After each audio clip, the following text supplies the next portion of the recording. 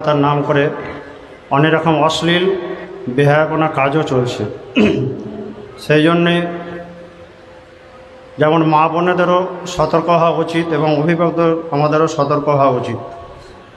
যে সমস্ত অভিভাবকদের আমাদের অনুরোধ, পড়াশোনা হয়ে গেলে বারবার বলেন উচ্চশিক্ষা লাভ করুক, পড়াশোনা করুক, সব কিছু করুক, কিন্তু শালীনতা বজায় রেখে এবং নিজের ইজ্জত সম্ভ্রমকে বজায় রেখে যেন সেই কাজগুলো করে।